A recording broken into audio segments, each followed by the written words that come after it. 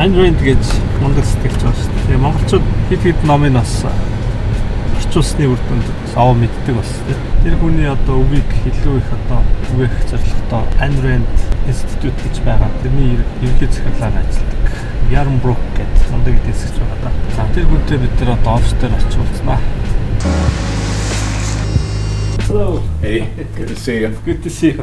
Thanks for coming. Энд Ayn Rand-ийн одоо идэл чиргэлжсэн зүйлс, дээрээс нь бичижсэн захиа гэдэг маш олон зүйл баталгачд юм байна. This is the desk. You can see it in the picture. Same desk. That's her, yes. That's this desk. She wrote most of Fountainhead and all of Atlas Shrugged on this.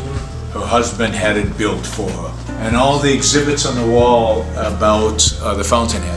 Yarn Brook, Ayn Rand хоёрыг их хуцалдаг юм нь юу гэхээр хүн төрөлхтөө өнөөдрийн хүртэл энэ зах зээлийн эдийн засгийг ичээдийн бүгдээр мэдрээд байдаг.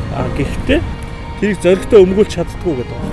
Тэр дундаа энэ хувь хүн өөрийгөө бодох юм, өөрийгөө одоо юу гэдэг боцны төлөө хийж байгаа үйлдэлүүд нь нийгэмд маш олон сайн хэмиг авчирч байгаа гэдгийг хинээс ч ичихгүй зоригтой дуурах хэрэгтэй гэдэг. Тэр санааг энэ хоёр хүн илүү олчж яриад байдаг байхгүй.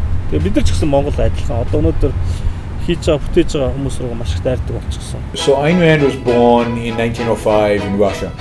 And as a teenager, she witnessed the Russian Revolution, and she lived under communism in her late teens and early 20s.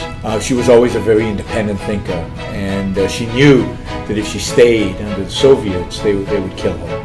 So the main activity really is to promote Ayn Rand's philosophy. Her philosophy is objectivism. So to get people to read her books, to get people to engage with her ideas. KHAET.